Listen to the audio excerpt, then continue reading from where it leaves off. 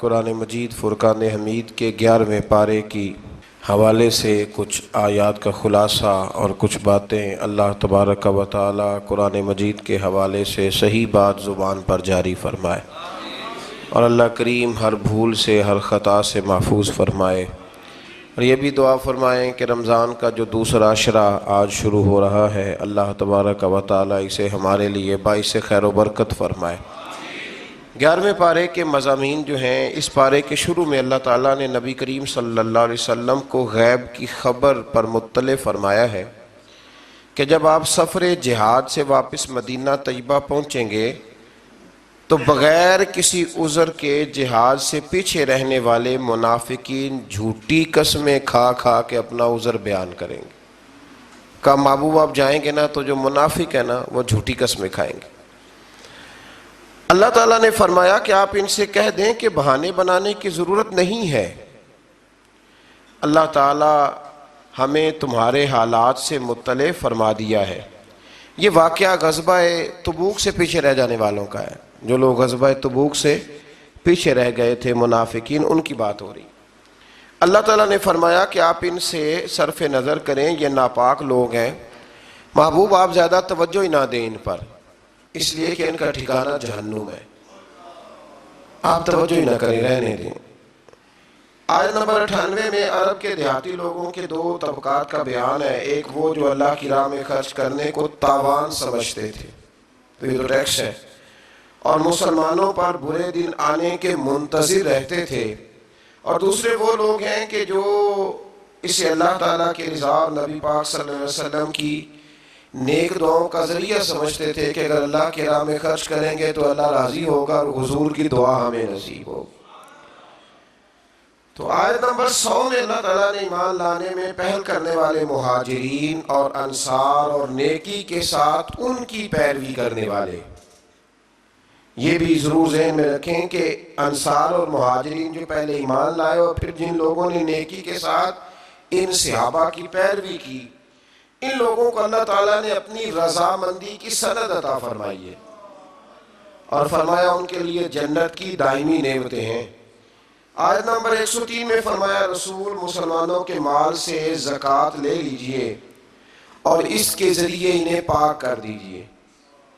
ان سے زکوٰۃ لے لیں اور زکوٰۃ کے ذریعے انہیں پاک کر دیں۔ اگلے لفظ بڑے شاندار ہیں، ہر لفظ ہی شاندار ہے، لیکن ترتیب دیکھیے، فرمایا وَصَلِّ عَلَيْهِمْ، زکوٰۃ لے لیں، انہیں پاک کر دیں اور ان کے لیے آپ دعا فرما دیں۔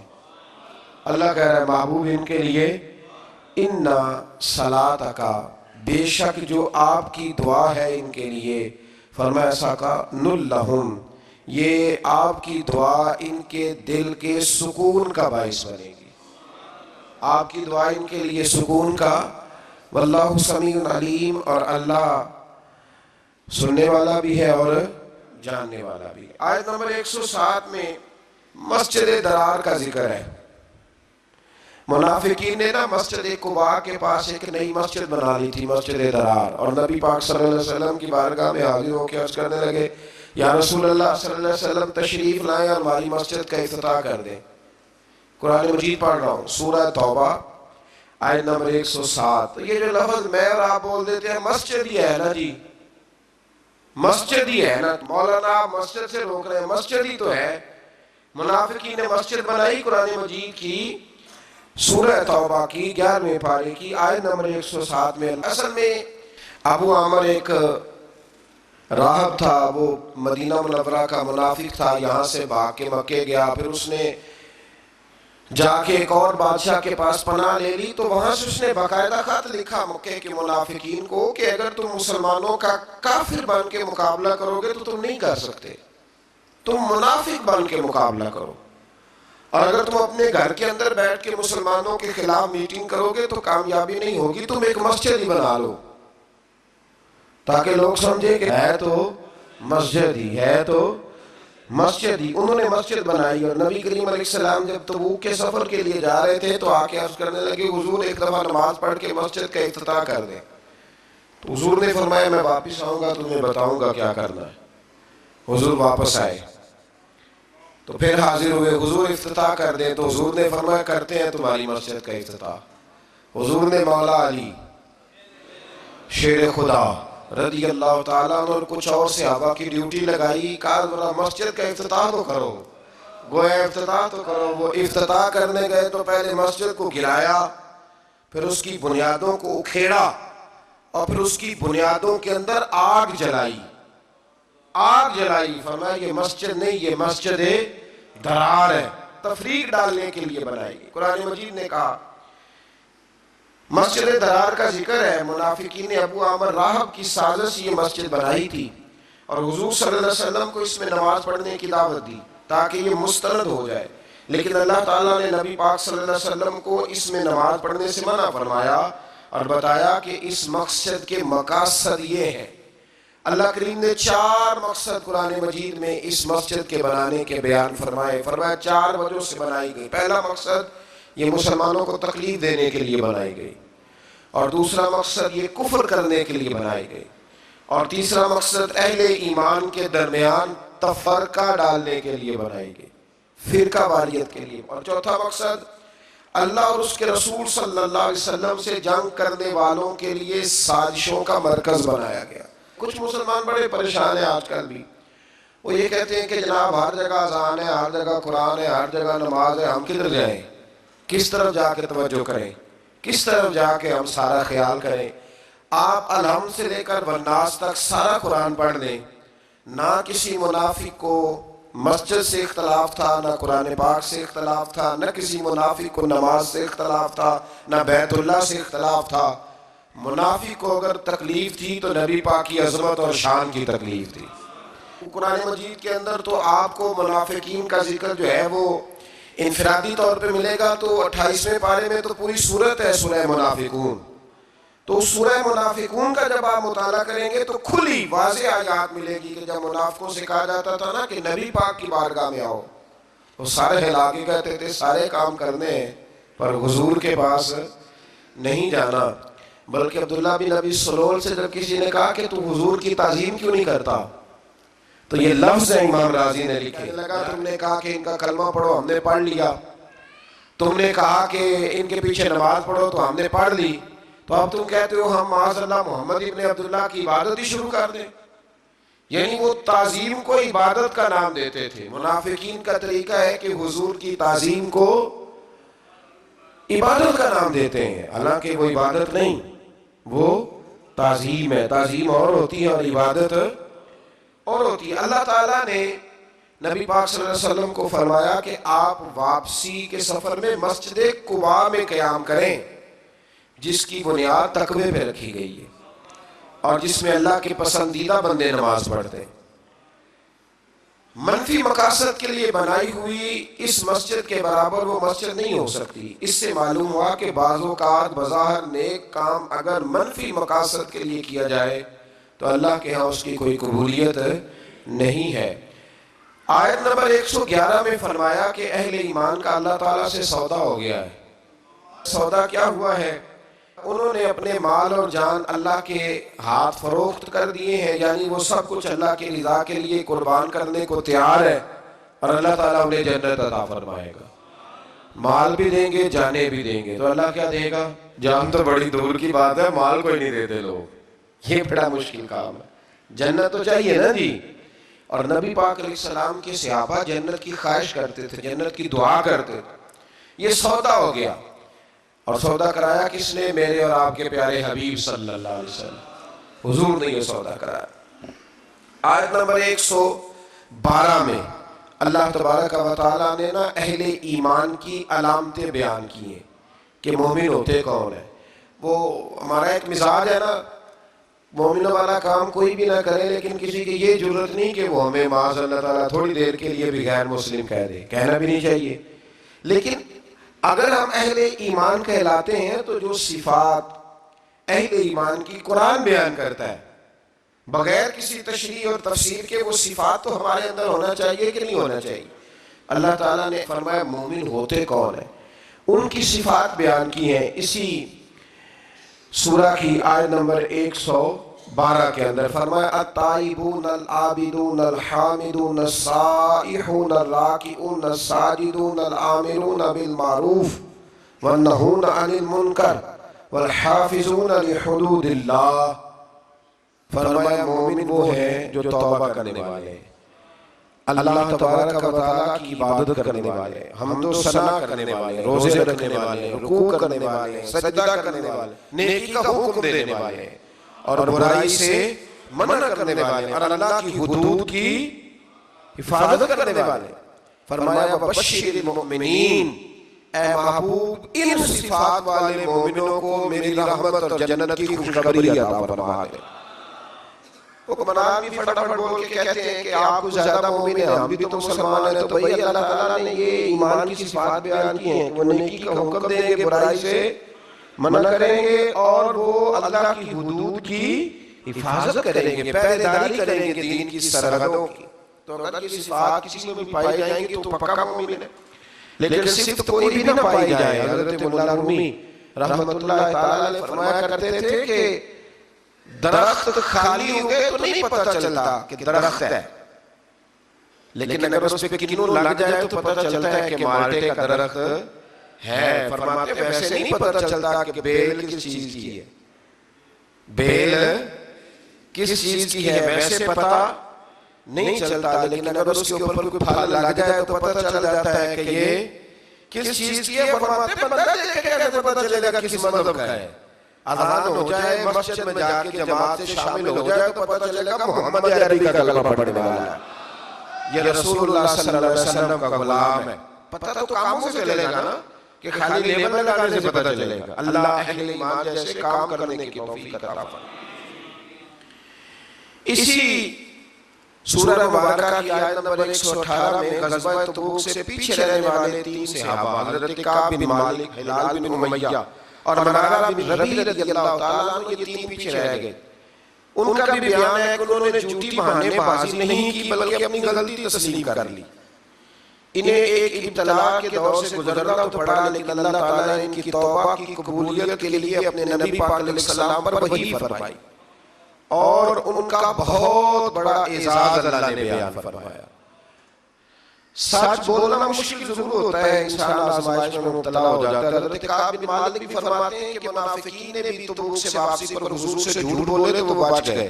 پہلے میرے دل میں بھی یہ وسوسہ آیا کہ میں بھی کہہ دوں، کوئی بہانہ کر دوں، پھر سوچا کس کے سامنے کروں، جسے اللہ تعالیٰ نے سینوں کا نور اور علم عطا فرمایا ہے، ہر چیز حضور جانتے ہیں۔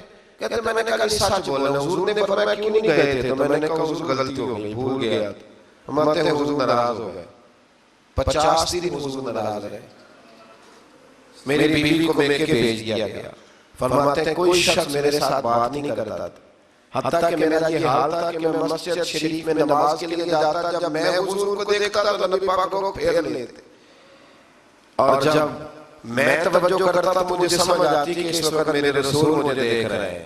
ہمارے صوفیہ ترجمہ کرتے ہیں نا قرآن کا، اور عشق کی ان داستانوں کا میں ویکھاں تے میرا یار نہ ویکھے، جے میں نام ویکھاں تے ہو ویکھے دے، ایڈے نصیب کتھوں تتڑی دے، او میرے وچ ویکھن دے ویکھے، غلام فریدہ ہوئے یار دے مری، پاویں ویکھے یا نہ ویکھے۔ تو آپ فرماتے ہیں کہ بہت سارے لوگ مجھے یہ وسوسہ دیتے تھے کہ دیکھا نا تو نے سچ بول کے تو پھر کیا ملا؟ تو فرماتے پھر اللہ نے فضل کیا، 50 دنوں کے بعد رب کریم نے میری توبہ کا اعلان قرآن میں فرمایا۔ فرمایا سچ بولا، وقتی طور پر آزمائش ہوئی، پر قیامت تک کے لیے میری توبہ کا ذکر اللہ نے قرآن مجید میں فرما دیا۔ اسی طرح سے آیت نمبر 122 میں بیان کیا گیا ہے کہ سارے مسلمان اپنے سارے مشاغل کو چھوڑ کر اپنے آپ کو دین کے لیے وقف نہیں کر سکتے۔ اللہ اس بات کو جانتا ہے کہ یہ وقف نہیں کر سکتے سارا کچھ چھوڑ کے، پس ضروری ہے کہ ہر علاقے اور طبقہ زندگی میں سے کچھ لوگ دین کی راہ میں نکلیں اور دین میں مہارت حاصل کریں تاکہ وہ اپنی قوم کو اللہ کے عذاب سے ڈرائیں۔ یعنی پورے معاشرے پر یہ کام فرض کفایہ ہے، یہ تبلیغ کرنا، واعظ کرنا یہ فرض کفایہ ہے۔ کچھ لوگ بھی نکل آئیں گے تو سب کی طرف سے یہ فرض ادا ہو جائے گا۔ اب مزے کی بات یہ ہے کہ جو ہماری طرف سے فرض ادا کر رہا ہوتا ہے نا، وہ ہمیں اچھا نہیں لگ رہا ہوتا، وہ ہمیں، ہمارے وزیر کہتے ہیں کہ جناح کا پاکستان چاہیے کہ عالم کا پاکستان چاہیے۔ نہ جناح کا پاکستان، نہ کسی مولوی کا پاکستان، یہ پاکستان محمد علی کا پاکستان ہے۔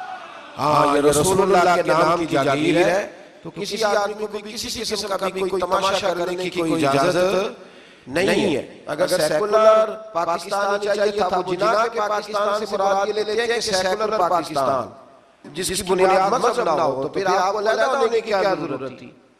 پھر بہت بڑی سیکولر جمہوریت ہے ہندوستان کی، آپ الگ کیوں ہوئے؟ کیا ضرورت تھی اتنے لوگوں کا خون بہانے کی؟ عجیب فلسفہ ہے، لوگ بیان کر دیتے ہیں اور سننے والے چپ کر کے سن لیتے ہیں۔ یہ قائد اعظم کے میں بڑی دفعہ حوالے دے چکا ہوں، جس کو ضرورت ہو وہ مجھ سے کتاب لے دیکھے۔ قائد اعظم پشاور یونیورسٹی میں تقریر کرنے کے لیے گئے تو بچوں نے پوچھا، پٹھانوں کے بچوں نے، کہ جناب دستور کیا ہوگا، منشور کیا ہوگا، پاکستان میں نافذ کیا کریں گے؟ تو کہنے لگے دستور منشور وہی ہے جو رسول اکرم نے بیان فرمایا ہے۔ پاکستان کے لیے نئے منشور کی ضرورت ہی کیا ہے؟ تو کہا کہ پاکستان بنے گا کب بنے گا؟ تو قائد اعظم نے کہا تھا کہ جس دن ہندوستان میں پہلے آدمی نے کلمہ پڑھا تھا، پاکستان اس دن بن گیا تھا۔ تو یہ عجیب فضولیات قسم کے لوگ ہیں، اور کوئی ان کے منہ کو لگام دینے والا نہیں۔ اللہ تعالیٰ سمجھنے کی توفیق عطا فرمائے۔ آیت نمبر 124 میں اللہ تعالیٰ نے فرمایا کہ وحی ربانی نازل ہونے سے مخلص مومنوں کے ایمان کو تقویت ملتی ہے، اور جو منافق اور منکرین کے کفر اور نفاق کی بیماری ہے اس میں اضافہ ہوتا ہے۔ سورہ توبہ کی جو آخری دو آیات ہیں، اللہ اکبر، ساری آیات کی آئی بات ہے، پر ان آیات کا یہ مقام ہے کہ حضرت شیخ شبلی رحمت اللہ تعالیٰ کے بارے میں بعض بزرگوں نے لکھا ہے، یہ تواتر کے ساتھ بات ہے، بہت سارے مسائل کی کتابوں میں ہے، اور اس آیت کی تفسیر میں شاید سب سے شاندار بات یہ ہے۔ کچھ بزرگ کہتے ہیں کہ ہم نے خواب میں دیکھا کہ نبی کریم علیہ السلام کی ہمیں زیارت نصیب ہوئی۔ کہتے ہیں حضور علیہ السلام کی زیارت نصیب ہوئی تو ہم نے دیکھا کہ خواب میں حضرت ابوبکر شبلی تشریف لائے۔ یہ ہمارے سلسلہ مبارک کے بزرگوں میں سے ہے، شبلی شیر حق، دنیا کے کتوں سے بچا، ایک آدھا کھپتے ماہی میری آنکھ کے واسطے۔ حضرت شیخ شبلی تشریف لائے تو کہتے ہیں جب وہ آئے تو اللہ کے محبوب کھڑے ہوئے، حضور نے ان کو عزت دی، اور نبی پاک نے ان کا ماتھا چوما، اور پھر رسول پاک نے انہیں اپنے ساتھ بٹھایا، اور پھر بڑی محبت فرمائی۔ تو کسی نے حضرت شیخ شبلی رحمت اللہ تعالیٰ سے دریافت کیا، بلکہ اسی دوران کسی نے پوچھا کہ اتنی زیادہ محبت، تو فرمایا جب بھی یہ میرا ذکر کرتا ہے نا تو سورہ توبہ کی آخری دو آیتیں بھی پڑھتا ہے، مجھ پر 3 بار درود پاک بھی پڑھتا ہے۔ تو وہ آخری دو آیات کیا ہے؟ لَقَدْ جَاءَكُمْ رَسُولٌ مِّنْ أَنفُسِكُمْ عَزِيزٌ عَلَيْهِ مَا عَنِتُّمْ حَرِيصٌ عَلَيْكُمْ بِالْمُؤْمِنِينَ رَءُوفٌ رَحِيمٌ۔ فرمایا بے شک تشریف لائے تمہارے پاس تمہیں میں سے ایک رسول، تمہارا مشقت میں پڑھنا میرے نبی پر گراں گزرتا ہے، مشقت میں تم پڑھتے ہو، تکلیف میرے رسول ہوتی ہے۔ اور ارشاد فرمایا جا رہا ہے عزیز علیہ ما عنتم حریص علیکم، فرمایا وہ تمہاری بھلائی چاہنے میں جلدی کرتے ہیں، بالمؤمنین رؤوف رحیم، وہ مومنوں پہ رؤوف بھی ہے اور رحیم بھی ہے۔ 20 آپ کو حدیث سے لے لیں کتب احادیث میں کہ نبی کریم علیہ السلام نے فرمایا میرا دل چاہتا تھا کہ عشاء کی نماز دیر تک لمبی کر دوں جب تک اس نماز کو پڑھاؤں، پر تمہیں تکلیف ہوگی، لہذا میں نماز لمبی نہیں کرتا۔ فرمایا میرا دل کرتا ہر وضو کے ساتھ مسواک ضروری قرار دے دوں، تمہیں تکلیف ہوگی، لہذا میں ضروری قرار نہیں دے دیتا، بلکہ حدیث تو ایسی ہے سیاستہ میں اس حدیث پر رکنے کو دل کرتا ہے، رکنے کو دل کرتا ہے کہ نبی کریم صلی اللہ علیہ وسلم نے فرمایا میں نماز پڑھا رہا ہوتا ہوں تو میرا دل کرتا ہے کہ میں لمبی نماز پڑھاؤں، پھر میرے دل میں خیال آتا ہے کہ پیچھے بیمار بھی ہوں گے، بوڑھے بھی ہوں گے، بچے بھی ہوں گے، نماز اللہ کی اور خیال امت کا۔ تو حضور فرماتے ہیں کہ میں نماز مختصر کر دیتا ہوں اور تمہاری تکلیف کا خیال کرتا ہوں۔ فرمایا فَإِن تَوَلَّوْا، پھر اگر منہ پھیرے فَقُلْ حَسْبِيَ اللَّهُ، تو آپ فرمائیں کہ ہمارے لیے اللہ ہی کافی ہے۔ اگر یہ محبوب آپ سے منہ موڑ لیں کافر منافق تو آپ کہیں کہ ہمارے لیے اللہ کافی لا الہ الا ہو، اس کے سوا کوئی عبادت کے لائق نہیں، علیہ توکلت، ہم اسی پر بھروسہ کرتے ہیں، وَهُوَ رَبُّ الْعَرْشِ الْعَظِيمِ، اور وہی عرش عظیم کا مالک۔ سورہ یونس مکی سورت ہے، اس سے آگے سورہ یونس شروع ہوتی ہے۔ اس سورت کی آیت نمبر 1 سے لے کر 4 میں قرآن مجید کی حقانیت، نبی کریم علیہ السلام کی رسالت، مومنین کے لیے اجر آخرت، زمین و آسمان کی پیدائش، اللہ کی طرف لوٹ کر جانے اور اللہ کی اذن کے بغیر شفاعت کے نام مقبول ہونے، اور صرف اسی کی عبادت کرنے اور انکار کی صورت میں عذاب علیم کا اللہ نے ذکر فرمایا۔ آیت نمبر 5 میں بتایا کہ اللہ تعالیٰ نے سورج کو روشنی دینے والا بنایا ہے اور چاند کو روشن بنایا ہے اور اس کی منزلیں مقرر کی ہیں تاکہ سالوں کا حساب ہو سکے۔ مزید فرمایا کہ گردش لیل و نہار میں اور زمین و آسمان کی پیدائش میں اہل تقوی کے لیے اللہ کی قدرت کی نشانیاں ہیں۔ آیت نمبر 11 میں بتایا کہ لوگ دنیا کے مفادات طلب کرنے میں جلدی کرتے ہیں۔ رب اپنے بندوں کے حالات کو جانتا ہے نا، ویسے یہ آیت کتنی قریب بتا رہا ہے۔ فرمایا لوگ دنیا کے مفادات طلب کرنے میں جلدی کرتے ہیں، اگر اللہ تعالیٰ ان کی بدعمالیوں کی سزا میں بھی اتنی ہی جلدی فرمائے تو ان کی موت جلد آ جائے، لیکن انہیں مہلت دی جاتی ہے۔ اگلی آیت میں انسان کی فطری خود غرضی کو بیان کیا، جب تکلیف پہنچ گیا تو کھڑے بیٹھے اور پہلوؤں کے بال حالت میں دعا کرتا ہے، یا اللہ شفا، یا اللہ بچا، کرتے ہیں کہ نہیں کرتے؟ اور فرمایا لیکن جب مصیبت ٹل جاتی ہے تو رب فراموش کر دیتا ہے۔ یہ خود غرضی ہے۔ آیت نمبر 13 میں گزشتہ امتوں کے رسولوں پر ایمان لانے اور ظلم کرنے کے سبب ان کے ہلاکت کا بیان فرمایا، اور یہ کہ اب ہم نے تم کو ان کے بعد زمین میں ان کا جانشین بنایا ہے تاکہ ہم ظاہر کریں کہ تم کیسے عمل کرتے ہو۔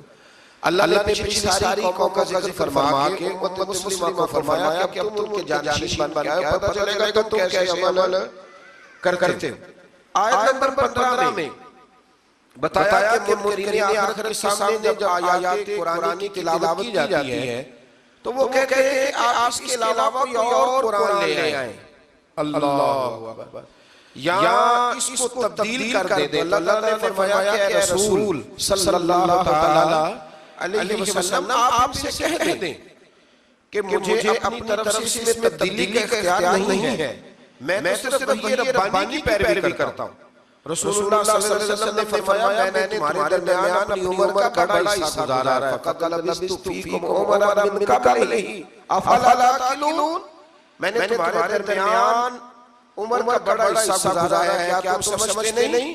یعنی 40 سالہ زندگی میں تم نے میرے قول و قرار میں کردار میں کوئی جھول یا نقص دیکھا ہے تو بتاؤ۔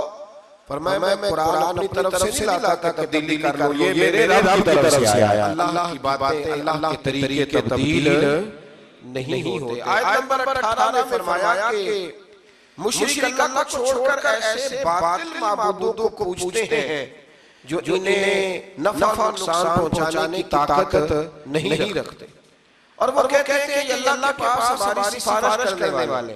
یہاں یہ امر پیش نظر ہے کہ مشرکوں کے بت اور تمام معبودان باطلہ من دون اللہ ہے، جبکہ رسول اللہ صلی اللہ علیہ وسلم انبیاء کرام اور اللہ تعالیٰ کے مقرب بندے اللہ کی اذن سے اس کی بارگاہ میں شفاعت کریں گے۔ من دون اللہ وہ ہے جو اللہ کے علاوہ ہے، یہ من دون اللہ نہیں، یہ رسول اللہ ہے۔ یہ من دون اللہ نہیں، یہ تو اولیاء اللہ ہے۔ اولیاء اللہ کا من ہے اللہ کے دوست، من دون اللہ نہیں۔ لوگ کہتے ہیں یہاں ولی کام نہیں آ سکتے، ولی تو قیامت بھی کام آئیں گے۔ آپ کو درجنوں سے ملیں گے۔ حضور نے فرمایا قیامت کے سب سے پہلے انبیاء اللہ کی بارگاہ میں سفارش کریں گے، پھر شہداء کریں گے اور پھر علماء کریں گے۔ اللہ تو ایک حافظ قرآن کی سفارش برکت سے 10 لوگوں کو جنت عطا فرما دے گا۔ سورہ یونس کی آیت نمبر 22 میں اللہ تعالیٰ نے اپنی مختلف نعمتوں کا ذکر فرمایا، جس میں دریاؤں میں بادبانی، کشتیوں کا چلنا اور بارش سے انسانوں جانوروں کی خوراک کے لیے پودوں سبزوں کا اگنا شامل ہے، لیکن انسانوں کی فطرت یہ ہے کہ طوفان کے گرداب میں پھنس جائے تو آخری سہارے کے طور پر اللہ کو پکارتا ہے، اور جب مصیبت ٹال جاتی ہے تو اللہ تعالیٰ کی نافرمانی شروع کر دیتا ہے۔ اللہ تعالیٰ نے فرمایا ایسا بھی ہوتا ہے کہ کبھی تیار فصل اچانک کسی آفت کے نتیجے میں تباہ و برباد ہو جاتی ہے، حالانکہ انسان سمجھتا ہے کہ اب یہ میرے قبضہ و قدرت میں ہے، لیکن حکم صرف اللہ کے چلتا ہے۔ رب فرماتا ہے بالکل تیار کر کے نا، بالکل او جبار کا ہار کا آوے متے روڑ دیوی دو کڑیا، بالکل تیار کر کے نا، تیار کر کے۔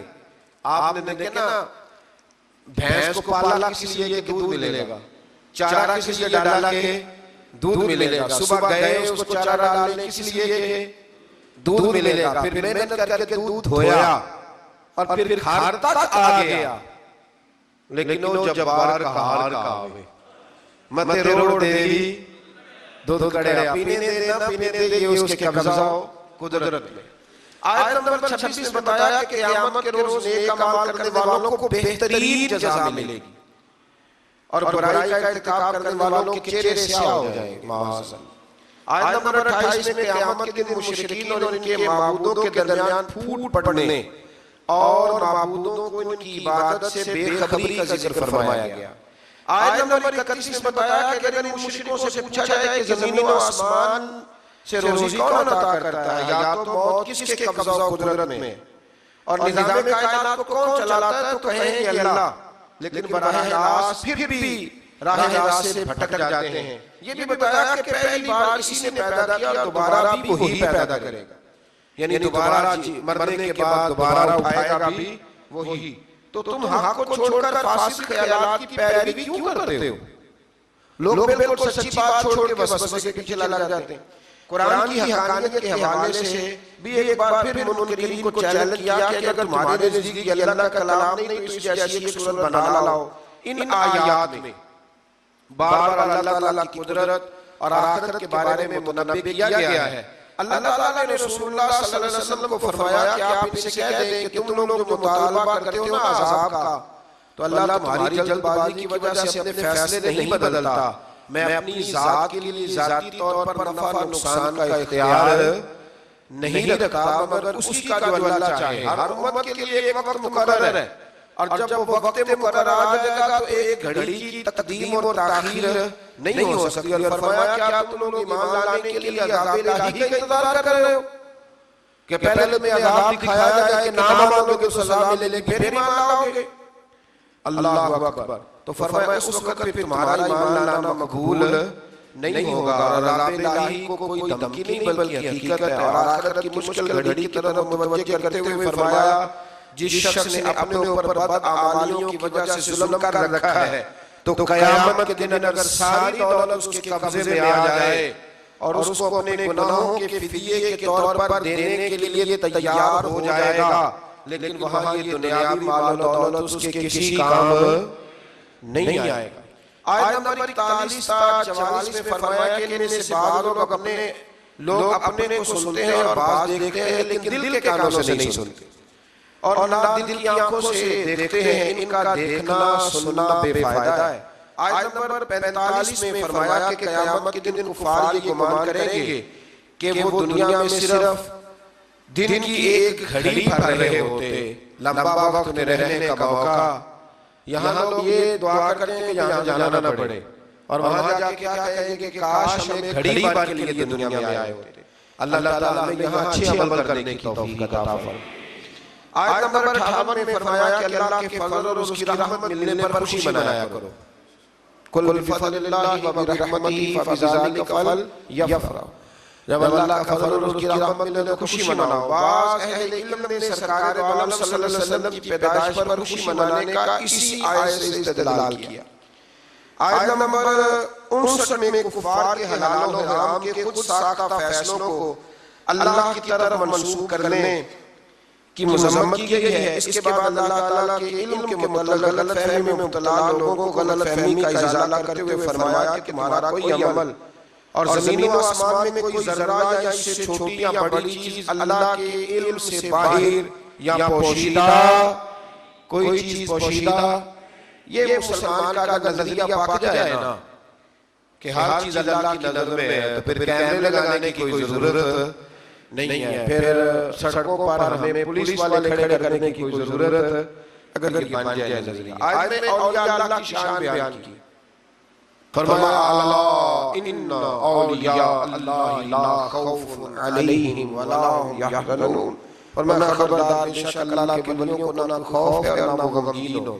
اور پھر خود ارشاد فرما دیا کہ ولی وہ ہے الذین آمنوا وکانوا یتقون، جو ایمان لائے اور تقوی اختیار کرتے ہیں۔ تو فرمایا دنیا کی زندگی میں بھی ان کے لیے بشارت ہے اور آخرت میں بھی اللہ کے کلمات میں کوئی تبدیلی نہیں ہوتی، اور یہ بہت بڑی کامیابی ہے۔ آیت نمبر 65 میں سرکار دو عالم صلی اللہ علیہ وسلم کو تسلی دیتے ہوئے فرمایا کہ اے حبیب صلی اللہ علیہ وسلم، آپ رنجیدہ خاطر نہ ہوں، میں جو سب سرفرازیوں کا واحد مالک ہوں، تو میں آپ کا مددگار ہوں، اور مشرکین تو صرف وہم و گمان میں ہیں اور صرف اپنے خیالات کی پیروی کر رہے ہیں، چکر میں پڑے ہوئے ہیں۔ محبوب میں جو ہوں آپ کا مددگار، آپ ان کے چکروں میں الجھنے سے آپ پریشان نہ ہوں۔ آیت نمبر 68 میں فرمایا کہ منکروں نے کہا کہ اللہ نے بیٹا بنا لیا ہے، اللہ تعالیٰ اس سے پاک ہے اور آسمانوں اور زمین میں جو کچھ بھی ہے وہ اس سے بے نیاز ہے، تو کیا اس باطل دعوے کی ان کے پاس کوئی دلیل ہے؟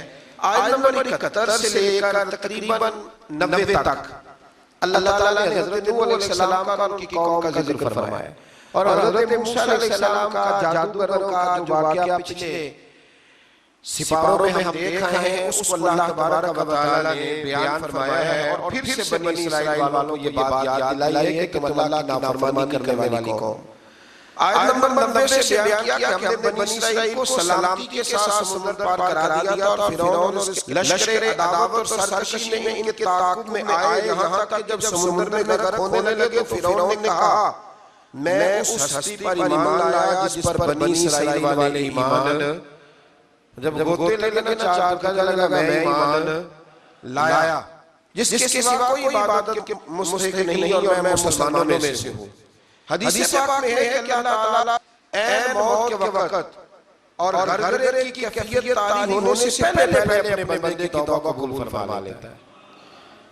پہلے اللہ توبہ، لیکن اللہ نے یہ تو نہ بتایا کہ موت کا وقت کب آئے گا، اس لیے ہر وقت توبہ کرتے ہی رہنا چاہیے۔ لیکن اس مرحلے پر توبہ قبول نہیں ہوتی کہ جب انسان ہوتے کھانے لگے پھر وہ کہے کہ اب میں توبہ کرتا ہوں۔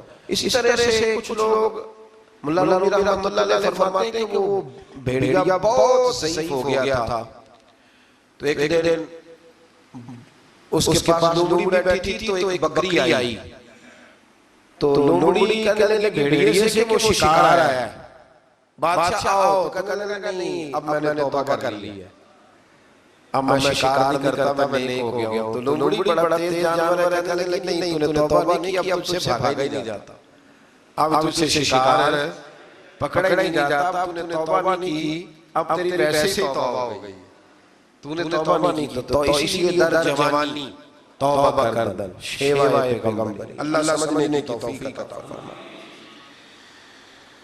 اللہ تعالیٰ نے فرعون کو فرمایا کہ آج ہم تیرے بے جان جسم کو بچا لیں گے تاکہ تم بعد میں آنے والوں کے لیے نشانی عبرت بنے رہو۔ قرآن کا یہ معجزہ آج بھی سچا ہے، مصر کہ فرعون کی لاش آج بھی موجود ہے۔ اس کے بعد بنی اسرائیل کی آزادی، ان کے رزق میں فراخی اور ان کے آپس میں اختلافات کا ذکر ہے۔ آیت نمبر 96 میں اللہ تعالیٰ فرماتا ہے کہ جن پر اللہ کے عذاب کا فیصلہ صادر ہو چکا ہو وہ ایمان سے محروم رہتے ہیں، خواہ کے پاس ساری نشانیاں آ جائیں۔ سورہ یونس کی آخری آیات میں بیان ہوا کہ سرکش قوموں میں صرف قوم یونس ہی ایسی تھی جو عذاب الہی آنے سے پہلے ایمان لیا۔ یہ بھی بڑا قابل غور فکر ہے، اس پر مفسرین نے بڑا ٹچ لکھا ہے، کچھ نے لکھا ہے کہ عذاب بالکل آ گیا تھا سامنے جب کالے بادل دیکھ کے سجدے میں گر گئے، یا جیسے بھی، لیکن ایک بات ہے کہ عذاب آنے سے پہلے مان گئے۔ اگر کریم نے فرمایا ایسا نہیں کہ پچھلے سارے نافرمان تھے، کچھ ایسے بھی ہیں جنہیں اللہ کے فضل سے توفیق ایمان نصیب ہوئی ہے، انہوں نے کی اللہ تعالیٰ نے دنیا میں رسوا کن عذاب سے نجات دی، اس کی ساری تفصیل جو ہے وہ کتب سیرت میں موجود ہے کہ اللہ تبارک و تعالیٰ نے ان کی اس معذرت کو قبول فرمایا۔ دعا فرمائے اللہ تعالیٰ ہم سب کو ایمان پر ثابت قدم فرمائے، اور اللہ تبارک و تعالیٰ وقت آنے سے قبل سچی کھری اور پکی توبہ کی توفیق۔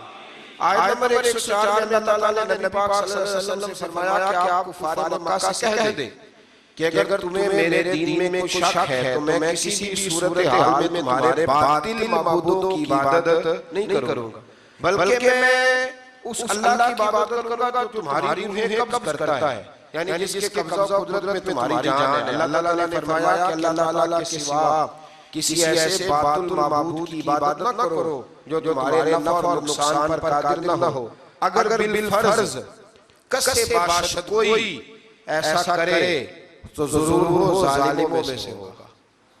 جو ان لوگوں کی عبادت کرے وہ کون ہوگا؟ تو جو پوجا پاٹ کرے ہندوؤں کی دیوالی پہ جا کے سیاسی لیڈر، وہ پھر کون ہوگا؟ ظالموں میں جو کرے۔ اور میں بڑی وضاحت کے ساتھ ایک دفعہ اس بات کو تفصیل سے بیان کر چکا ہوں کہ عقیدہ توحید کے معاملے میں ہمارے لیڈروں میں بڑی واضح کمزوری آئی ہے، اور بعض یہ چاہے شاعر اور بعض یہ ملان طبقہ جو نیا آیا ہے بڑی تباہی ہے، کہتے ہیں سارے اسی کو پکارتے ہیں، سارے روح اللہ کی کہتے ہیں نا نفل، کتنے جاہل وہ پاگلوں۔ اگر سارے روح اللہ کی ہوتے تو پھر نبی پاک اس کے خلاف جہاد کرتے رہے۔ اگر سارے کسی نہ کسی نامے میں اسی کو پکارتے تھے تو ٹھیک تھا، وہ پکارنے والا بھی اسی کو پکار رہا تھا۔ کتنا جاہلانہ قول! آپ نے حضور علیہ السلام کی ساری جدوجہد کو معاذ اللہ ستار کر دیا۔ اسلام کا ایک عقیدہ ہے، لا الہ الا محمد رسول اللہ صلی اللہ علیہ، کوئی اللہ کے سوا عبادت کے لائق نہیں ہے۔ تو جو بھی جائے گا تھوڑا سا ہٹ کے وہ ظالموں میں سے ہوگا۔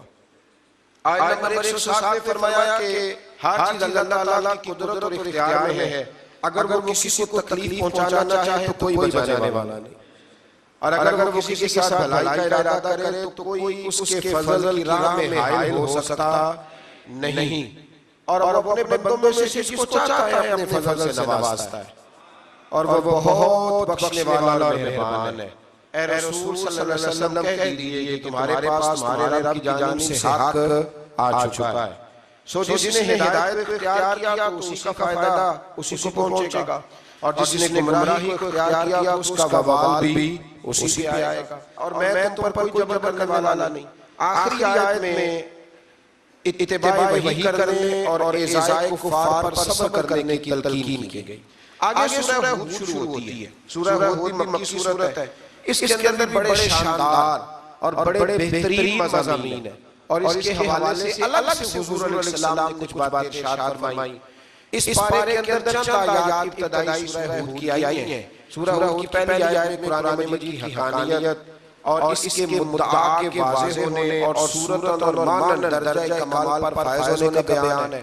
دوسری آیت میں صرف اللہ تعالیٰ کی عبادت کرنے اور نبی پاک علیہ السلام کے بشیر یعنی خوشخبری دینے والے، نذیر یعنی ڈر سنانے والے ہونے کا ذکر آیا ہے۔ بعد والی آیات میں اللہ تعالیٰ کی طرف لوٹ کر جانے اور اللہ تعالیٰ کے ظاہر اور پوشیدہ ہر چیز اور ہر عمل کے بارے میں جاننے کا ذکر اللہ نے سورہ ہود کے اندر بیان فرمایا۔